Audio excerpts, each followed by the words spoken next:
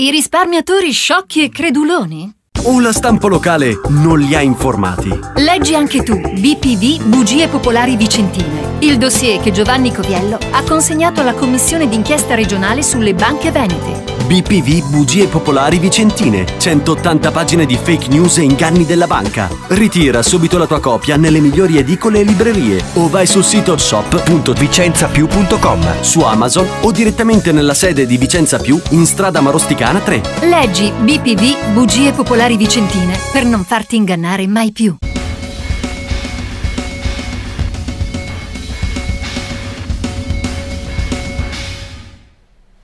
Salve a tutti, stasera abbiamo l'onore di ospitare negli studi di Vicenza Più TV l'avvocato Rodolfo Bettiol, che è stato, è in pensione adesso, è stato come professore sono in pensione, esatto, come avvocato opera è sempre combattivo, professore di diritto di procedura penale all'Università di Padova, se non sbaglio. Esatto. Il professor Bettiol è conosciutissimo nel suo ambito, ma è stato molto conosciuto anche in ambito tra i soci delle banche popolari venete in particolare, perché ha dato un contributo, secondo me, culturalmente e tecnicamente notevole all'evoluzione della situazione. E a lui vorrei fare una domanda da tecnico, perché lei è un tecnico fondamentalmente, giusto? Sì.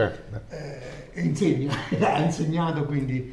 Allora, oggi si parla tantissimo della legge 205 o di quello che sarà l'evoluzione della legge 205. Se lei potesse un attimino ricostruire l'idea di base che poi in fondo ha portato perlomeno a fissare un punto chiaro, una legge che prevedesse il ristoro dei risparmiatori traditi, vittime delle due banche popolari. Poi quella legge comprende anche le 4 banche risolte, ma vorrei che lei raccontasse proprio come, dal punto di vista storico, come nasce questa idea, diciamo. Ma la questione è molto semplice. Una domenica di fine giugno esce il decreto legge che pone in liquidazione le 2 banche. Quindi siamo il 26 giugno del 2015, se non sbaglio. 17, no, quindi il tempo sempre che passa. Sono tempi recenti. Sì.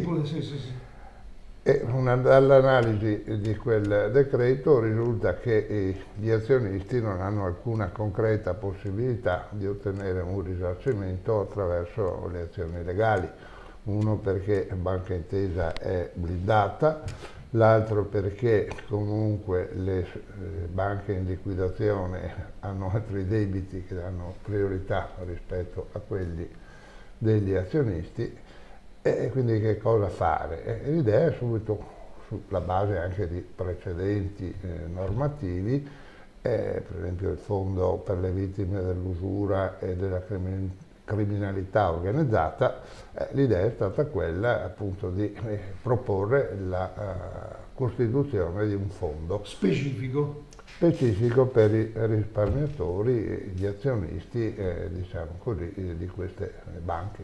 Quindi lei fa il rispiego, ma è stato chiarissimo, spiega a me stesso, ci si trova di fronte a una situazione in cui il decreto legge 99 del 26 giugno 2017, quindi chiedo scusa a chi ci ascolta, ma pure di ripetere le date, io stesso mi confondo a volte, quel decreto legge che metteva in liquidazione coatta amministrativa le 2 popolari venete e assegnava, tra virgolette, la parte buona, per capirci, a Banca Intesa per €1 più una serie di finanziamenti, ma questo è un discorso che oggi qui perlomeno in questo momento non affrontiamo, poi magari ci torniamo. In quel decreto lei vedeva la fine delle speranze dei creditori risparmiatori, anche perché gli azionisti danneggiati, diciamo, anche perché dal punto di vista giuridico, mi spiegava prima di questo, ha spiegato varie volte, ma abbiamo fatto un piccolo punto, ecco, gli azionisti risparmiatori non erano creditori privilegiati nei confronti della banca. No, direi che c'è anche di peggio, può darsi che non siano considerati neanche creditori.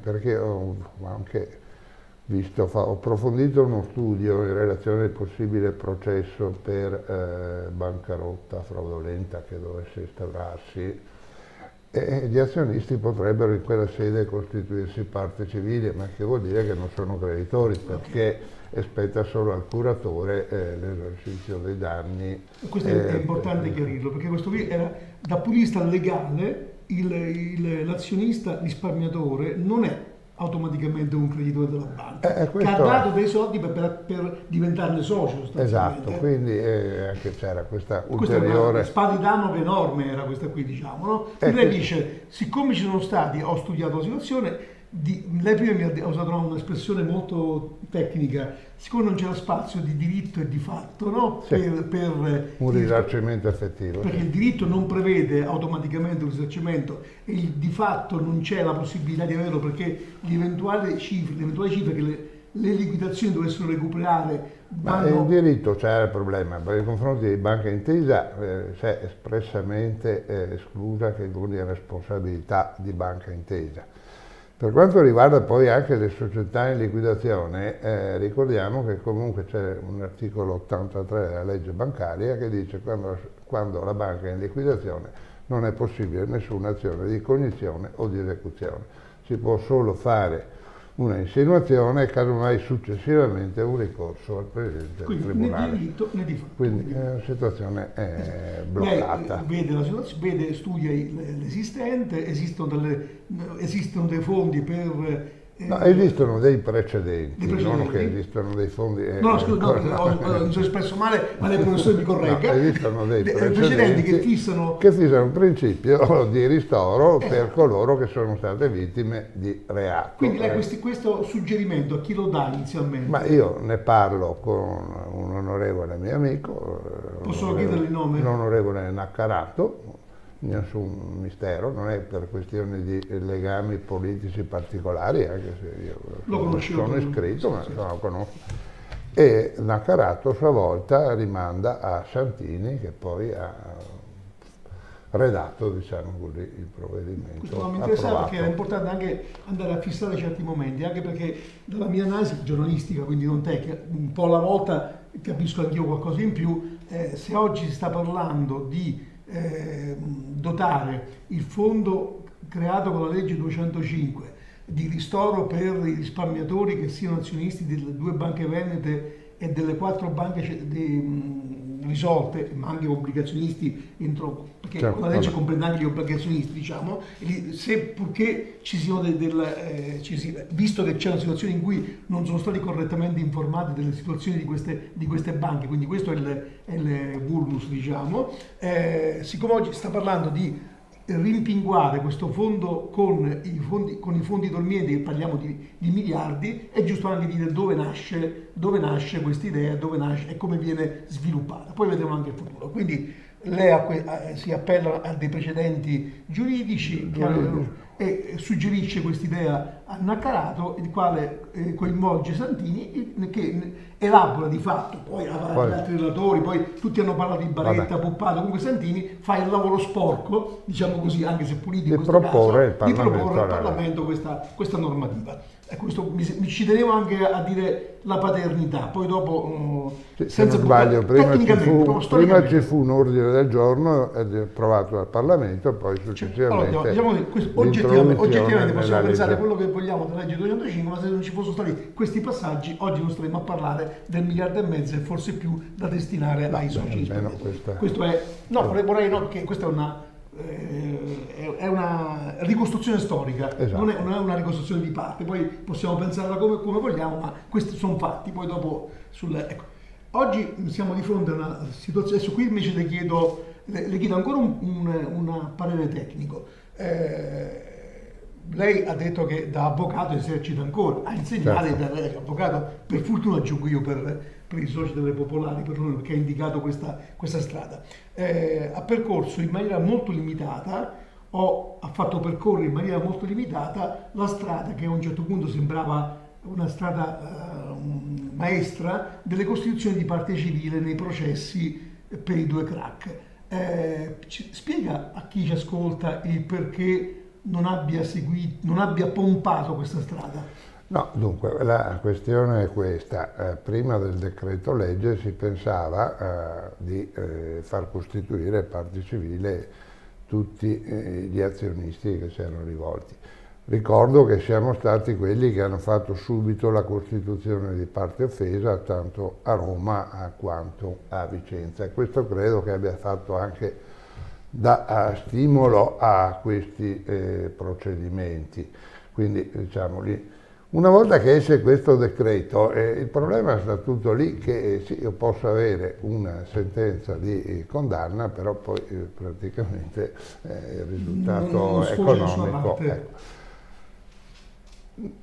Peraltro è chiaro che il processo andava seguito, per questo diciamo, a spese non tanto del singolo, ma diciamo così, dell'associazione, abbiamo fatto alcune costituzioni di parte civile, ecco, per avere accesso agli atti sostanzialmente, per seguire lo sviluppo del processo. Per avere accesso agli atti, ma anche per seguire lo sviluppo del processo, vabbè, e se mi consente anche per dire una parola, perché in realtà al processo anche davanti al GIP di Vicenza, l'unica parte civile, a parte le parti pubbliche, che ha parlato sono stato io chiedendo rinvio a giudizio.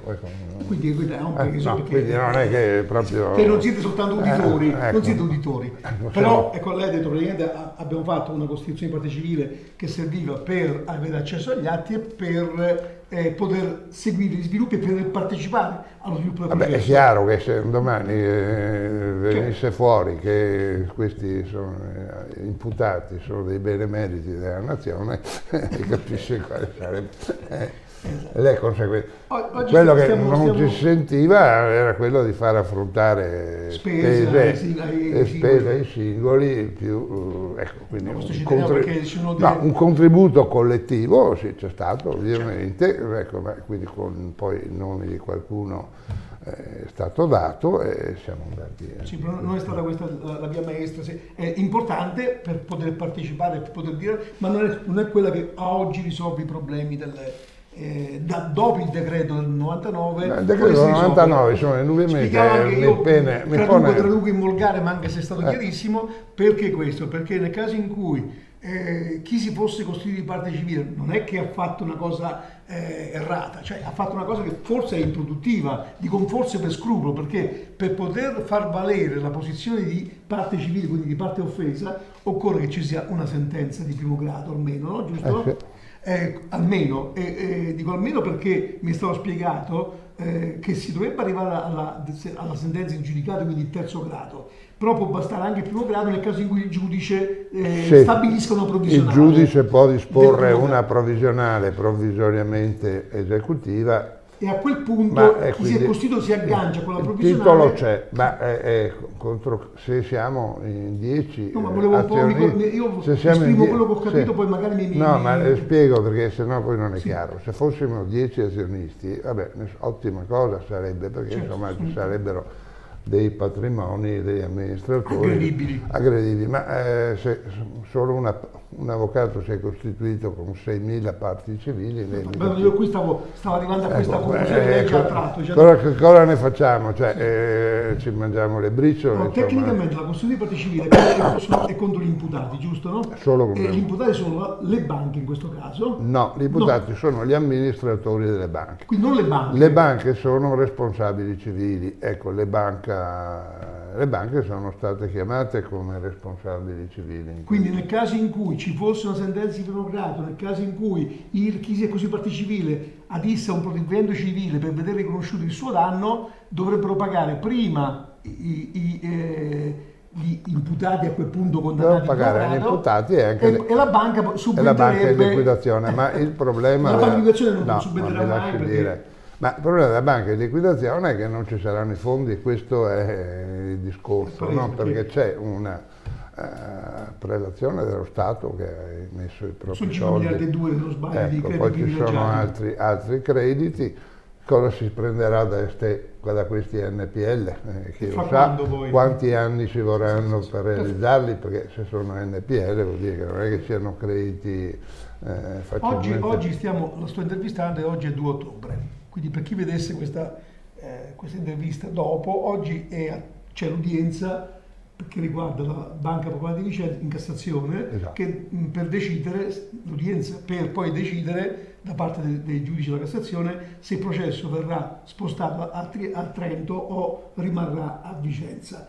Questa decisione che cosa comporterà? Se rimarrà a Vicenza cosa succede? Se va a Trento cosa succede? Ma se resta a Vicenza si concluderà l'udienza preliminare, è già stata fissata per sabato prossimo l'eventuale discussione per i difensori degli imputati.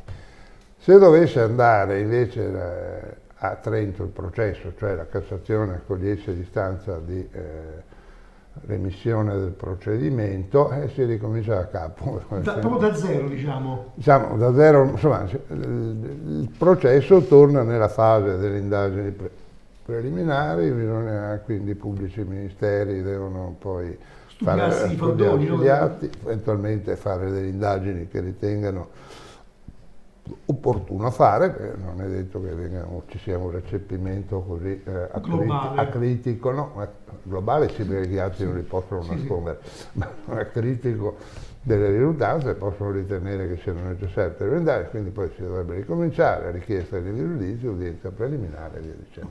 Ok, questo infatti lo chiedevo poi dopo. Ecco, nel caso in cui un'altra ipotesi che è in ballo, questo che riguarda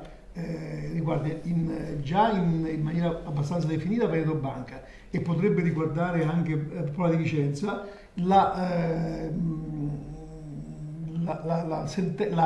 l'aver stabilito che Veneto Banca, scusi uso dei termini impropri, ma mi sento un po' in difficoltà con lei, quando parlo con degli interlocutori normali, tra virgolette, sono più sciolto, quando parlo con un professore di diritto confesso la mia ignoranza, mi sento un po' in difficoltà. Dicevo, per Veneto Banca è stata sancita il fallimento. Giusto? Sì, liquidazione coatta che sì, corrisponde, c'è stata e poi sentenza... la dichiarazione di stato di insolvenza, esatto, che equivale insomma a una dichiarazione. Sì, io uso un vecchio termine giusto, lo stato di insolvenza. Quindi questa è stata già... meglio essere precisi, sanno che qua no, ma ha ragione perfettamente. Il diritto vive di parole, le parole sono pietre. Quindi, questa è la forma che diventa anche sostanza in questo caso. Esatto, quindi sì. È stato sancito, ci possono essere delle opposizioni, c'è chi si sta opponendo. Nel caso in cui, per Popolare di Vicenza siamo ancora in una fase anteriore, antecedente, perché i PM hanno chiesto che venga stabilito questa dichiarato lo stato di insolvenza, però ancora non è stato chiaro, che è stata chiesta una perizia e così via. Supponiamo che venga dichiarato per una o per entrambe le banche lo stato di insolvenza in maniera definitiva. Questa dichiarazione di stato di insolvenza che conseguenze a sua volta avrà sui processi? No, questa non ha nessuna conseguenza sui processi in corso, apre la possibilità di altri processi, cioè se il curatore ravvisa gli estremi della bancarotta fraudolente o quella documentale o quella per distrazione, si aprono degli altri processi, che poi sarebbero anche dei bei processi più facili per gli azionisti, per la verità. Resta sempre l'interrogativo, ma dopo cosa si va a prendere. Quindi ci sarebbero due canali di giustizia. Sarebbe un altro canale, sì. Potrebbero essere compresi in uno i processi oppure no? No, assolutamente no, sarebbero due stati comunque diversi, in fase diversi, quindi non credo proprio che sia così. Ecco, abbiamo parlato di questioni tecniche fino a questo punto, non soltanto tecniche ma anche di genesi, di storia. Oggi c'è questa sul tavolo, l'unico documento che c'è è la legge 205 e l'attesa della bozza di decreto attuativo. E poi c'è una promessa, un contratto di governo sottoscritto tra i due partiti che compongono la maggioranza, che prevede l'applicazione di quella legge vigente e la sua estensione. Queste sono le cose firmate. Con valore legale sicuramente la legge, che però è limitata dall'assenza ancora del decreto attuativo che dovrà essere emanato un ennesimo rinvio al 31 gennaio del 2019, e tra l'altro c'è un contratto, se vogliamo, tipo privatistico, scusi se forse mi sbaglio, tra i due partiti che hanno costituito la maggioranza, che dice ci impegniamo nel nostro contratto rientra anche l'attuazione della legge vigente e il suo ampliamento. Poi c'è a questo passaggio si è aggiunta la promessa verbale diciamo del governo, ma Di Maio, Bitonci e così via, di andare a mettere in questo fondo quello che era forse l'obiettivo, il sogno, quello che sia iniziale, i fondi dormienti. Oggi sono 1,5 miliardi quelli che derivano dai conti correnti, è la cifra che si è fatta, però manca ancora la cifra che dovrebbe essere in quel cassetto di fondi delle polizze dormienti, perché non sono state ancora comunicate. Lei reputa questo passaggio, se verrà attuato, come lo valuta? Beh, innanzitutto se vengono messi a disposizione dei fondi molto più consistenti rispetto all'originaria previsione, non possiamo essere che contenti, speriamo che appunto sia così, quindi va benissimo, e va benissimo anche il fatto di aver scelto i conti dormienti, perché se non fosse così sarebbero sorte questioni a non finire, perché si direbbe ma come non puoi con i soldi dei contribuenti risarcire altri azionisti e via dicendo. Quindi questi sono soldi che sono stati dimenticati dagli interessati e quindi sì, non diventano tasse, diciamo in volgare, no? Ecco, non diventano contribuzioni, quindi anche non creano problemi di deficit, fra l'altro, e quindi non creano problemi con l'Unione Europea, mentre purtroppo sappiamo che succederà un gran casotto per tutto il resto.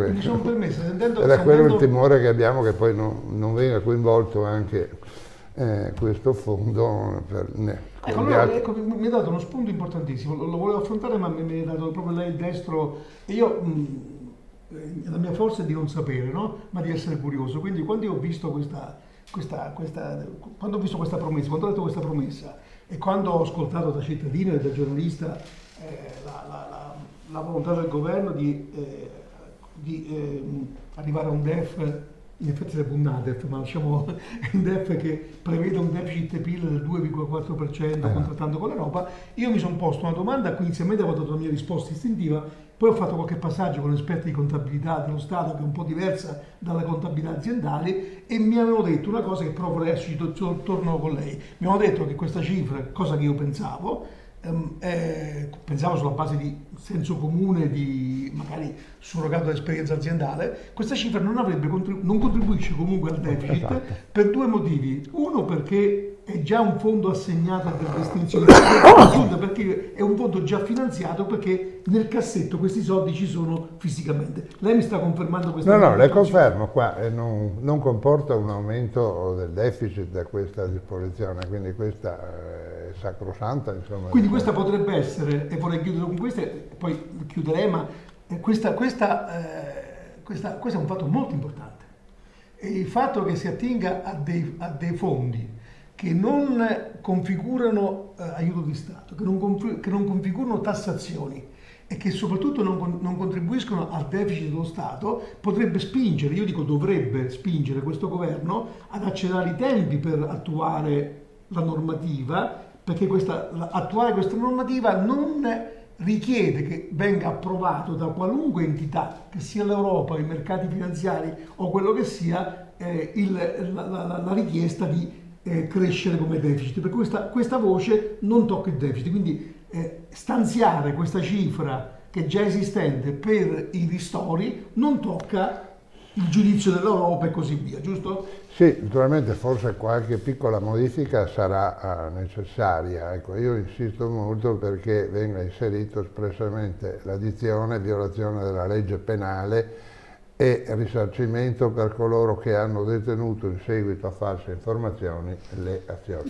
Probabilmente nel contesto della legge c'è già, però siccome io ho imparato che è meglio avere cintura e bretelle quando si parla di questioni legali. Ecco, può bastare fissare questo principio nel decreto attuativo o bisogna... No, occorre che la legge sia... Vabbè, ma la legge devono per forza modificarla, perché se non altro devono mettere le nuove cifre, quindi non è un grande sforzo. Intanto abbiamo ricostruito la storia di come nasce questa opportunità che oggi finalmente si potrebbe e si dovrebbe concretizzare in una restituzione del denaro che migliaia di risparmiatori hanno versato a banche di cui non conoscevano le condizioni, o peggio di cui venivano decantate le condizioni ottime, quando ottime queste condizioni non erano. Non a caso gli ultimi bilanci sono stati dichiarati come falsi dal 2012 in poi, quindi questo è pacifico. Abbiamo ricostruito un po' la storia, abbiamo esaminato cosa vuol dire fare una costruzione di parte civile, dove porta o dove non porta, e abbiamo anche detto ben venga questo, ben venga e si aumenti questo accesso ai fondi dormienti, perché le cifre ci sono, gli importi ci sono e così via, e abbiamo soprattutto abbiamo anche chiarito, e con una voce più autorevole della mia, che questa cifra che sia 1,5 miliardi, come ci auguriamo di più, perché c'è capienza perché sia di più, ogni anno i conti dormienti sono centinaia di milioni che rientrano e manca tutto l'importo delle polizze dormienti, che sono anche di cifre abbastanza pesanti anche quelle, e non capisco perché non siano ancora disponibili, perché per legge dovrebbe essere rese note e rese disponibili quel denaro anno per anno. Comunque, a parte questo, abbiamo capito che non tocca il deficit, il rapporto deficit-PIL, quindi non tocca il deficit, quindi non tocca il rapporto deficit-PIL. Quindi non ci sono tecnicamente ostacoli, se non aggiustamenti di legge o di norme, perché questa venga attuata.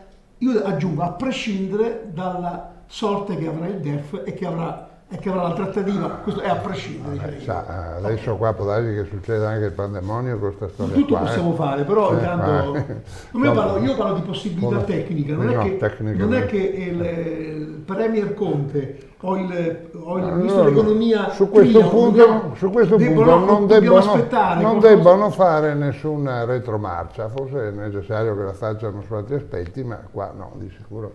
Io professore la ringrazio moltissimo, è stato molto chiaro, è stato un docente chiaro, non sempre i docenti sono chiari, a volte sono preparati e non chiari. È male perché chiaro. La prima cosa del docente è quella di saper insegnare.